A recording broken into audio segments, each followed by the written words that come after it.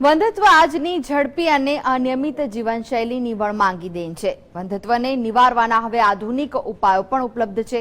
IVF, IUI અને test tube baby જેવી treatment હવે દંપતીને માતા પિતા બનવાની તક આપે છે. ત્યારે દર બુધવારે જીએસટીવીના માધ્યમથી અમારા નિષ્ણાત આ અંગે માહિતી અને માર્ગદર્શન આપે છે. તો આ સાથે જ શરૂ કરીએ યસ ડોક્ટર.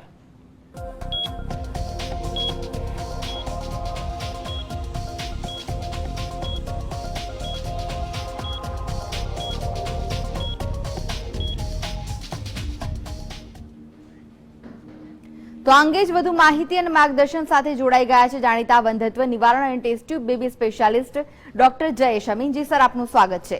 નમસ્કાર સર, સૌપ્રથમ આપને પૂછવા માંગીશ કે ટેસ્ટ ટ્યુબ બેબીના અવેરનેસ માટે શું તમે લોકોને કોઈ સાહિત્ય આપી શકો કે જેથી તેઓ વાંચીને યોગ્ય માર્ગદર્શન લઈ શકે? આમ તો આપણે જાણીએ જ છે કે અત્યારે હાલ સાહિત્યનો કોઈ પાર નથી, પણ ઘણીવાર એવું બી થાય છે કે આટલું બધું સાહિત્ય ગૂગલ પરથી ડાઉનલોડ કરીને વાંચ્યા પછી પણ ઘણીવાર એવું થતું હોય છે કે પ્રેક્ટિકલ સાયન્સમાં આપણે ક્વેશ્ચન માર્ક ઊભા થતા હોય છે અને કન્ફ્યુઝનના એક સ્ટેટસ ઊભા થતા હોય છે. પ્રેક્ટિકલ સાયન્સ ખરેખર થોડુંક અલગ હોય છે, એટલે મારી હંમેશા નમ્ર વિનંતી જ હોય છે કે હા, હું એવું માનું છું કે થિયોરિટિકલ સાયન્સ 90% પ્રેક્ટિકલ સાયન્સ સાથે સંકળાયેલું છે, પણ 10% અમુક જે પ્રેક્ટિકલ ટિપ્સ છે એ પ્રેક્ટિસના અને પોપ્યુલેશન્સના એક્સપિરિયન્સથી કંઈક ને કંઈક બદલાતી રહે છે. અને એ જ જે પ્રેક્ટિકલ નિચોડ છે અને એનો આન્સર છે. કારણ કે જે કપલ છે આજે વંધત્વ માટે આગળ વધી રહ્યું છે એના સળગતા ક્વેશ્ચન્સ, તો પહેલો ક્વેશ્ચન જ્યારે ટેસ્ટ ટ્યુબ બેબી કરાવે ત્યારે હોય છે કે મારું પોતાનું જ. એટલે ઘણીવાર હું તમને દરેક દર્શક મિત્રો જે મને સાંભળી રહ્યા છે, આપણે એમ કહી શકીએ છીએ કે જ્યારે આવો પ્રશ્ન તમારામાં ઉદ્ભવ થાય ત્યારે તમારે 2 પ્રશ્ન ડૉક્ટર સાહેબને બી પૂછી શકાય છે કે શું તમે 100% શ્યોર છો કે આમાં મારા પોતાના સ્ત્રી બીજ ઉપર નહીં જ રહે કે નહીં જ રહે? એ વસ્તુ જ્યારે તમને આન્સર આપવામાં આવે છે તો તેના તમે એક તટસ્થ ઓપિનિયન લઈ શકો છો. હું કહી શકું છું કે 35 વર્ષથી નીચે અથવા તો છતાં કોઈ પણ સ્ત્રીમાં જ્યારે કોઈ પણ એક ડોનેશન્સનો કોઈ પણ ઓપ્શન આપવામાં આવે છે ત્યારે 10 વાર વિચારવામાં આવે.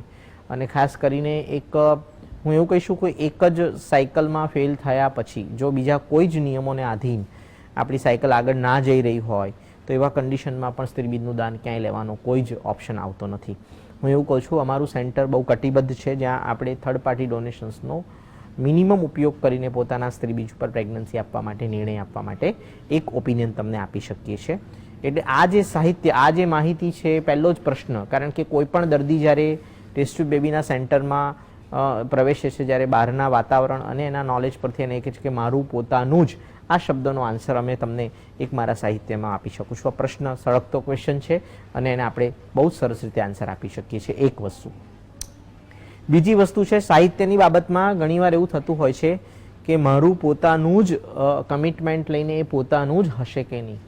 એના કમિટમેન્ટ બી અમે કહીએ છીએ ઓપ્શનલ છે. અમારા સેન્ટરની અંદર જેટલા બી અમારા સેન્ટર આખા ગુજરાત અને ગુજરાતની બહાર આવેલા છે, જ્યાં અમે તમને ઓપ્શનલ આપીએ છીએ કે જો તમને આવા કોઈ પણ પ્રશ્નમાં ક્યારે પણ ક્વેરી હોય તો અમે તમને બાળક આવ્યા પછી ડીએનએ ટેસ્ટ ફ્રી કરી આપીએ છીએ. એટલે કે ડીએનએ ટેસ્ટ ફ્રી કરી આપીએ એટલે એનો મતલબ એમ થયો કે તમારું પોતાનું જ બાળક તમને મળ્યું છે, એની એક ખરી સાબિતી તમને આપી શકાય છે. આ પણ એક સળગતો ક્વેશ્ચન છે જેનો જવાબ અમે તમને આવી રીતે અમારા માહિતીથી આપી શકીએ છીએ. આટલું થયા પછી ત્રીજો પ્રશ્ન હોય છે કે કેટલા ઓછા એટેમ્પ્ટ, કેટલા ઓછા.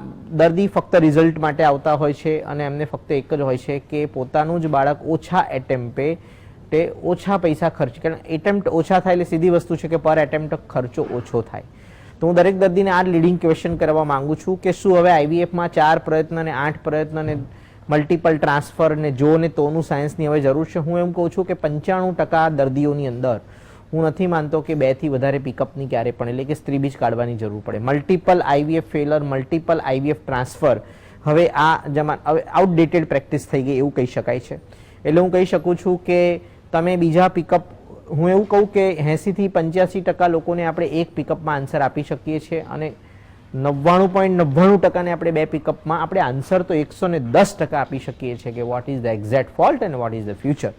મલ્ટિપલ વાર, 1 વાર મૂકવું, 2 વાર મૂકવું ને 4 વાર મૂકવું ને 8 વાર ટ્રાન્સફર કરવાને અને એનામાં કોઈ ગેરંટી, આ બધી વસ્તુઓ મને એવું લાગે છે કે એ બહુ જ નિર્બળ સાયન્સ છે. એ સાયન્સ કરતાં હું કહું છું કે ઓછા પિકઅપ ઓછા પિકઅપ અને ઝડપી પ્રેગ્નન્સીનો જે અભિગમ છે જેના તરફ હું એમ કહી દઉં છું, એમાં કહેવા માંગુ છું એની સ્ટ્રેટર્જીની અંદર એમ કહી શકું છું કે best injections, best IVF lab, best technology, best embryo, 5મા દિવસના એમ્બ્રિયોનું ફોર્મેશન્સ, બેસ્ટ એડવાન્સ ટેકનોલોજી કે જેમાં ગર્ભની બાયોપ્સી ને જીનેટિક ક્ષેત્રે ગર્ભ કેટલો કોમ્પિટન્ટ છે.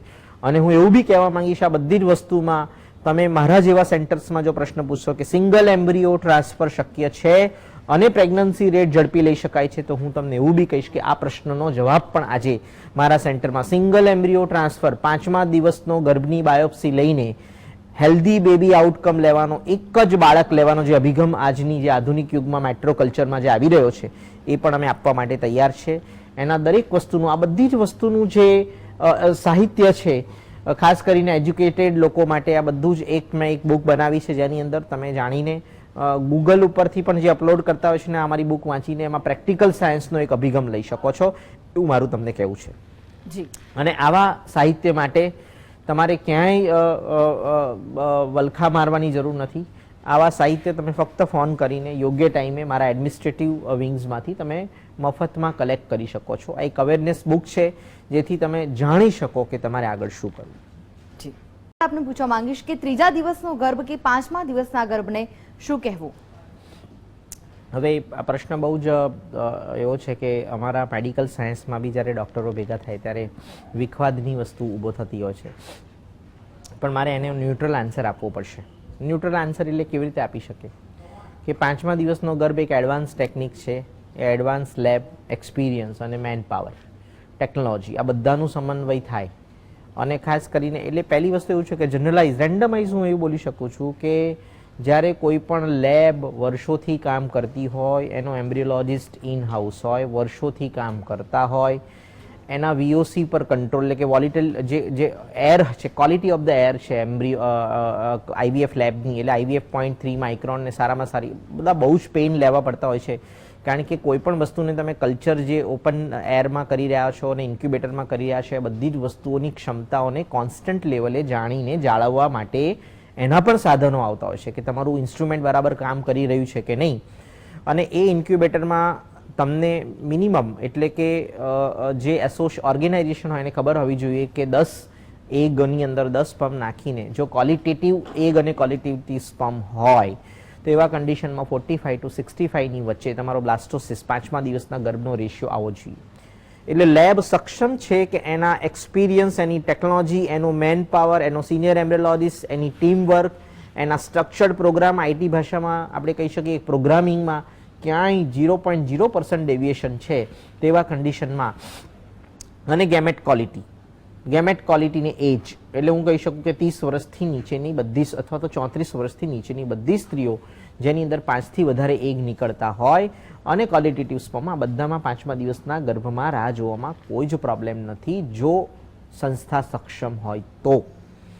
3જા દિવસના ગર્ભના ગેરફાયદા, આ જે મેં જે ક્વોલિટેટિવ આસ્પેક્ટ કીધા છે એના ગેરફાયદા એટલું જ છે કે એમાં ઓવરઓલ સક્સેસ રેટ સેમ થઈ શકે છે, પરંતુ હું એવું કહી શકું છું કે પર સાયકલ ટ્રાન્સફર સક્સેસ રેટ, જે દર્દી મેઇન એ જ વસ્તુ માટે આવે છે, મૂક્યું અને રિઝલ્ટ, જેને આપણે એમ કહીએ પર સાયકલ ટ્રાન્સફર સક્સેસ રેટ અને single embryo transfer success rate, એટલે કે એક એમ્બ્રિયો ટ્રાન્સફર કરીને પણ પ્રેગ્નન્સી આપવાની ક્ષમતા છે જે 3જા દિવસના એમ્બ્રિયોમાં નથી. એ એક્સેપ્ટ કરવું જ રહ્યું અને એ ઓલ્ડ પ્રણાલી પર જવાનો હવે આજની તારીખમાં કોઈ જ મહત્વતા નથી. જી. એક દર્શક મિત્ર આપણી સાથે જોડાઈ ગયા છે, રશીલાબેન છે. રશીલાબેન, આપનો પ્રશ્ન જણાવો. હા હેલો સર, અમારે 2 વાર IVF ફેલ ગયું છે. તો હવે શું કરવાનું અમારે? રસીલાબેન, તમારી ઉંમર કેટલી થઈ બેટા? મારી ઉંમર 34 વર્ષની. 34 વર્ષ છે. અને 34. બરાબર છે. અને છેલ્લી વાર જ્યારે તમારું IVF કર્યું ત્યારે તમારા પોતાના સ્ત્રીબીજની સંખ્યા કેટલી નીકળી હતી? સંખ્યા? હા, સ્ત્રીબીજ કેટલા નીકળ્યા હતા એમ કહું છું. 2 મૂક્યા હતા. ગર્ભ 2 મૂક્યા હતા. અને તમારું સીસી સુંઘાણીને તમારું પિકઅપ કરીને ગર્ભ મૂકવામાં આવ્યા હતા? એટલે નહીં, અમારે ઈનો પ્રોબ્લેમ છે ને, એટલે કઈ વાંધો નહીં. હું સમજી ગયો રશીલાબેન, આપણે વિગતવાર કોઈ ડિસ્કશન કરવી નથી. હું એવું કહી શકું કે જો ઓપ્શન B લેવામાં આવી હોય તો હું એવું કહેવા માંગુ છું કે તમારા અંદરની ચામડી, એટલે હું એવું કહીશ કે ગર્ભાશયની કોથળીની અંદરની ચોંટવાની જે ક્ષમતા છે, એન્ડોમેટ્રિયમ જેને કહેવાય, ચામડી કહેવાય, એ 8 થી 10 mm હોય ત્યારે આવા ઇમ્પ્લાન્ટેશન્સ પુષ્કળ પ્રમાણમાં થતા હોય છે. એટલે હું એવું જ કહીશ કે એ ચામડીને એકવાર રિવ્યૂ કરવી પડે. અને પાતળી ચામડી છે તો શું એ ચામડીમાં સરોગેસીની જરૂર છે, તો એ એડવાઇસ આપવી પડે. એટલે હું તમને કહીશ કે એ ચામડીનું એક લુક કરવા લેવા માટે તમારે ખાલી ફક્ત એકવાર કન્સલ્ટેશન કરાવવું પડે. એક વસ્તુ કહીશ. બીજી વસ્તુ, 3જા દિવસનો ગર્ભ, જો ખાસ કરીને આ ઓપ્શન બી જે તમે કહો છો એમાં જો 3જા દિવસનો ગર્ભ મૂકવામાં આવે તો એમાં ટ્રાયલો પુષ્કળ થતી હોય છે બેટા. એટલે કયા ટ્રાયલ એમાં દર્દી કંટાળી જાય, સાયકોલોજીકલ ડિપ્રેસ થઈ જાય, હું એવું જ કહેવા માંગુ છું. એવા બધામાં અત્યારે ફાસ્ટેસ્ટ પ્રેગ્નન્સી એપ્રોચ આવી ગયો છે. જો તમે સિંગલ એમ્બ્રિયો મૂકવાની વાત કરતા હોય તો તમે કેટલા બધા સક્ષમ હોય કે જીનેટિકલી ચાખેલો એમ્બ્રિયો તમે મૂકીને પ્રેગ્નન્સી જીનેટિકલી સક્ષમ એમ્બ્રિયો મૂકવાની વાત કરી શકો. તો એવા કન્ડિશનમાં 5મા દિવસનો ચાખેલો કે 5મા દિવસનો આઈડિયલ ગર્ભ મૂકવાની મારે તમારામાં વાત કરવી છે. આ સેકન્ડ વસ્તુ. અને ત્રીજી વસ્તુ એવું કહેવા માંગીશ લાસ્ટ કે આ બધું જ કહ્યા પછી પણ મને ચામડીની એક્ઝેક્ટ રિસેપ્ટિવિટી વિશે આજે ફક્ત ટેલિફોન પર વાત કરીને ખબર ન પડે. એના માટે ઘણા બધા ટેસ્ટ આવતા હોય છે. સોનોગ્રાફીમાં આપણે એકવાર જોઈને મારા કોન્ફિડન્સની હું તમને વાત કરાવી શકું છું. પણ હું એમ કહી શકું કે 6.5 mm ચામડી 6.5 mm સુધી હું એરા કરાયા વગર, એરા નામનો એક ટેસ્ટ આવે જેમાં રિસેપ્ટિવિટી, એ કરાયા વગર, એ 40,000ના ખર્ચો કરાયા વગર હું તમને મારા પ્રેક્ટિકલ કોન્ફિડન્સ આપી શકું છું કે હું એવું માનું છું કે એવા પેશન્ટની અંદર કોઈ એરાની જરૂર નથી અને તમને પ્રેક્ટિકલી પ્રેગ્નન્સી મળી શકે છે. પણ હું એવું માનીશ કે એરા કરાયા વગર વધારે સારો કોમ્પિટન્ટ 5મા દિવસનો સક્ષમ ગર્ભ મૂકવો એ પહેલો આન્સર છે. અને એરાને આપણે ઓપ્શનલ તરીકે લઈએ એવું મને વધારે સારું લાગે છે. એટલે રસીલાબેનને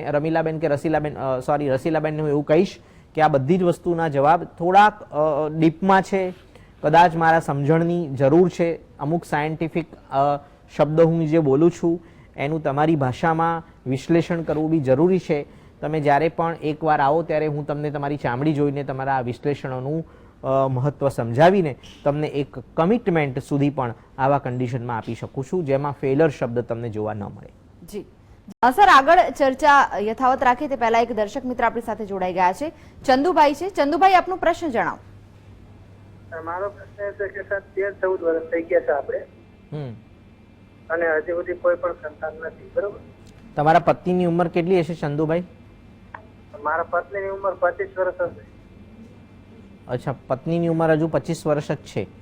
હા. દૂરબીનની તપાસ તમે કરાવી દીધી છે? ના સાહેબ, એવું કોઈ તપાસ નથી કરાવી. કોઈ તપાસ નથી કરાવડાવી. અને કોઈ દવા ગોળી કે કશું કરાવડાવી છે? આ 1 વર્ષ આપણે જ્યારે 2010ની સાલમાં દવાઈઓ કરાવી હતી, 2010-12ની સાલમાં. બરાબર. તમારા વીર્યનો રિપોર્ટ નોર્મલ છે બેટા? 60 થી 70% બતાવે છે. બરાબર છે, ફાઇન. હવે હું શું કહું છું કે બહુ એક સરસ માહિતી આપીશ દર્શક મિત્રો જે લોકો મને સાંભળી રહ્યા છે.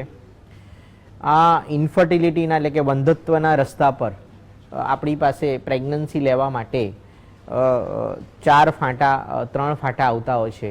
એક આપણે કુદરતી સંબંધ ઉપર પ્રેગ્નન્સી લેવી, બીજું આઈયુઆઈ પર પ્રેગ્નન્સી લેવી અને ત્રીજું છે ટેસ્ટ ટ્યુબ બેબીનો ઉપયોગ કરવો. હવે મારું ઓબ્ઝર્વેશન છે કે ઘણી આ 3 ફાંટાનો યોગ્ય રીતે ઉપયોગ કરવામાં ના આવતા એક જસ્ટ ક્રોનોલોજીકલ ઓર્ડરમાં અત્યારે ઉપયોગ કરવામાં આવે છે કે થોડા ટાઈમ સુધી કુદરતી સંબંધ ના થાય તો 6 આઈયુઆઈ ને ના થાય તો આઈવીએફ. પણ આ વચ્ચેનો માર્ગ જે છે આપણો આઈયુઆઈનો માર્ગ, એ ઘણીવાર એવું થતું હોય છે કે મલ્ટિપલ હેફાઝાર્ડલી ઓવર કમિટમેન્ટ લઈને આઈયુઆઈ કરીને આજે ટેસ્ટ ટ્યુબ બેબીનું રિઝલ્ટ પોતાના સ્ત્રીબીજ પર પુષ્કળ ઘટાડવામાં આવી રહ્યું છે. અને હજુ એ કન્સેપ્ટ એ મગજ આપણામાં હજુ એ સાયન્સ આપણા ઘરમાં ઘૂસ્યું નથી. અને મને ખ્યાલ જ છે કે એ કન્ફ્યુઝન સ્ટેટસમાં આજે ફેલાવી રહ્યું છે. હવે બહુ જ ઇમ્પોર્ટન્ટ વસ્તુ છે કે ક્યારે કોઈ પણ દર્દી પ્રેગ્નન્સી લેવા માટે ટ્રીટમેન્ટ માટે ડૉક્ટર સુધી પહોંચે છે ત્યારે હું ગુજરાતની ઇન્ફર્ટિલિટી વાત કરું તો એવું કહી શકું છું કે 75 to 80% ઇન્ફર્ટિલિટી, આમ તો ઓલ ઓવર વર્લ્ડ આપણે કહી શકીએ, it is because of genetic insufficiency. તમને જીનેટિક ઇન્સફિશિયન્સી એટલે ગુજરાતી ભાષામાં કહી શકીએ કે તમારા એક સ્પર્મ અને તમારા પત્નીના એક એગ એટલે એક શુક્રાણુ ને એક અંડાણુની ગર્ભ બનવાની ક્ષમતામાં ઘટાડો. અંદરનું જે ડીએનએ છે એ ડીએનએ ગર્ભ બનવામાં અસક્ષમ છે. જેથી વારે ઘડીએ તમારો એક સ્પર્મ અને તમારા પત્નીનો એક એમ્બ્રિયો દર મહિને બનાવતો નથી, ગર્ભ બનાવતો નથી, અને જેથી વિલંબ થઈ રહ્યો છે. હવે એની અંદર ખાસ આપણે કે કુદરતી સંબંધની રાહ 2 વર્ષ, 2 વર્ષ પછી તમારા મને મંતવ્ય પ્રમાણે બધા રિપોર્ટ નોર્મલ, નળીઓ ખુલ્લી, વીર્યનો રિપોર્ટ નોર્મલ, પણ મારું એવું કહેવું છે કે no semen analysis in the world is normal. કોઈ પણ વીર્યનો રિપોર્ટ દુનિયામાં નોર્મલ રીતે ન ગણી શકાય. રેફરન્સ વેલ્યુ આપણે કહી શકીએ કે નોર્મલ રેફરન્સ વેલ્યુ એટલે સૌથી લો રેફરન્સ વેલ્યુ જ્યાં 5% લોકોને પ્રેગ્નન્સી રહે છે એ રેફરન્સ વેલ્યુ 15 મિલિયન છે, 32% ગતિ કરતા શુક્રાણુ છે અને 4% નોર્મલ શુક્રાણુ. આ સૌથી લો વેલ્યુ છે જ્યાં ફક્ત 5% લોકોને કુદરતી સંબંધમાં પ્રેગ્નન્સી મળે છે. આ વેલ્યુની જેટલું તમે નજીક જવાના એટલું તમને પ્રેગ્નન્સી રહેવામાં વિલંબ. આ વેલ્યુનું જેટલી દૂર જાઓ, 50 મિલિયન, 60 મિલિયન, 100 મિલિયન, 60% મોટિલિટી અને 8% મારો, તો જે એટલું જ તમને કુદરતી સંબંધમાં પુરુષનું ડીએનએ તમને ગર્ભ બનાવવામાં સફળ જાય. પરંતુ જનરલી આપણામાં એક મિસકન્સેપ્ટ છે કે 15 મિલિયન લેવું નોર્મલ, મને કશું જ ના થાય. આ એકદમ તદ્દન ખોટી વસ્તુ છે.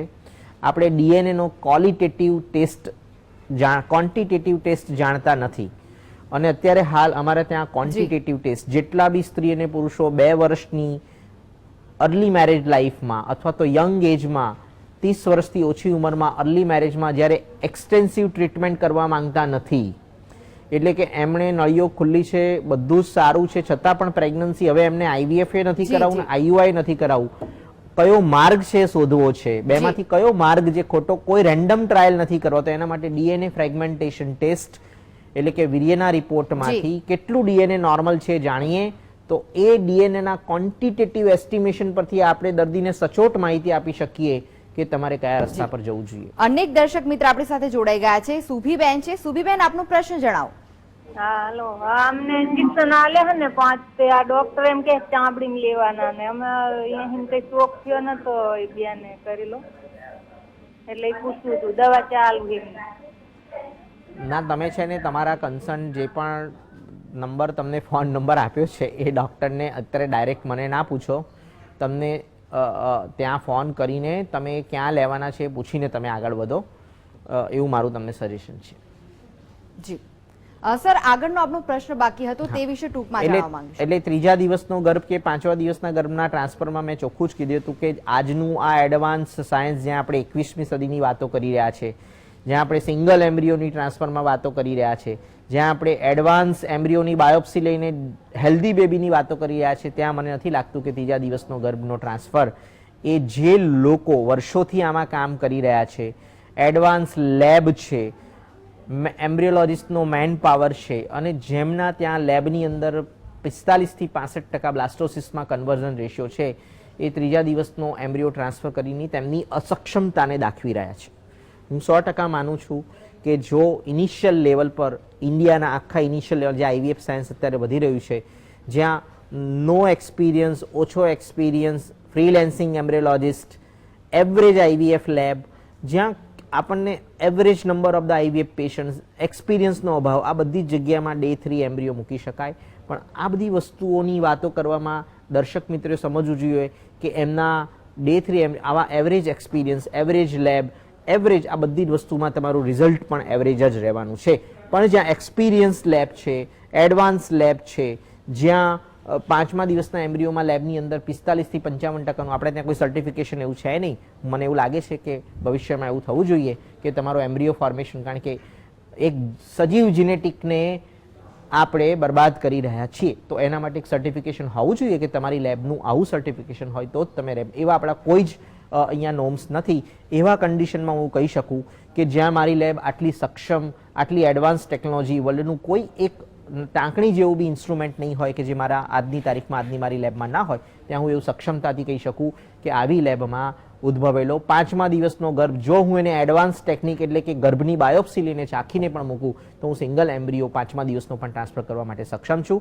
એટલે એવું કહું કે અત્યારે 5મા દિવસનો એમ્બ્રિયો અને ફ્યુચર છે સિંગલ એમ્બ્રિયો ટ્રાન્સફર, એક જ 5મા દિવસનો એમ્બ્રિયો ટ્રાન્સફર કરીને વધારે રિઝલ્ટ આપવું, એમાં પણ હું સક્ષમ છું. 2 એમ્બ્રિયો ટ્રાન્સફર કરવા એના માટે પેશન્ટની ઘણીવાર આપણા ખાસ કરીને ઇન્ડિયન સાયન્સમાં 5મા દિવસના 2 એમ્બ્રિયો ટ્રાન્સફર કરવા માટે સ્ત્રી બહુ જ મંજૂરી આપતી હોય છે, કારણ કે આપણને ખ્યાલ છે ટ્રીટમેન્ટ મોંઘી છે. એક સાથે 2 બાળકો આવી જાય, જે આવે એક સાથે 2 બાળકો એટલે ફરીવાર ટ્રીટમેન્ટ કરાવવાની જરૂર ના પડે, એ અંદાજે લોકો 2 એમ્બ્રિયો ટ્રાન્સફર કરવાની 5મા દિવસના સારા એમ્બ્રિયો ટ્રાન્સફર કરવાનો અંદાજો લેતા હોય છે. પરંતુ એમને કાઉન્સેલિંગ કરવું જોઈએ કે 2 એમ્બ્રિયો અને 2 બાળકો 9 મહિના સુધી ખેંચવા માટે કયા કયા કોમ્પ્લિકેશન્સ અને પાછળ કેવા ફાઇનાન્શિયલ સેટલમેન્ટ્સ તમને ભોગવવા પડતા હોય છે, એના વિશે પ્રેક્ટિકલી દરેક ઇન્સ્ટિટ્યૂટના ઓર્ગેનાઇઝેશને સમજાવવું જોઈએ. એના અવેરનેસ બુકલેટ્સ કે એના અવેરનેસ પ્રોગ્રામ કરવા જોઈએ. સેઇંગ દેટ હું હજુ જ કહીશ કે એડવાન્સ વાત કરશો, સ્માર્ટ આઈવીએફની વાત કરશો, ઝડપી પ્રેગ્નન્સીની વાત કરશો, એક જ પ્રયત્નમાં ઝડપી પ્રેગ્નન્સી લેવો હોય એટલે કે ઝડપી પ્રયત્ન ઓછા અને ઝડપી પ્રેગ્નન્સી તો 5મા દિવસનો એમ્બ્રિયો ટ્રાન્સફર. એવરેજ આઈવીએફ લેબની વાત કરશો, એવરેજ એક્સપિરિયન્સની વાત કરશો, મલ્ટિપલ એમ્બ્રિયોની ટ્રાન્સફરની વાત કરશો તો ડે 3 એમ્બ્રિયો ટ્રાન્સફર્સ અને મલ્ટિપલ એમ્બ્રિયો ટ્રાન્સફર કરવાના થશે. આટલું મારું નિષ્કર્ષ મારે તમને દર્શક મિત્રોને કહેવું છે. જી સર, તમે જીએસટીવી સાથે જોડાયા, દર્શક મિત્રોને જે માહિતી અને માર્ગદર્શન આપ્યું તે માટે આપનો આભાર. તો આ સાથે જ યસ ડોક્ટરમાં બસ આટલું જ. મને રજા આપશો. નમસ્કાર.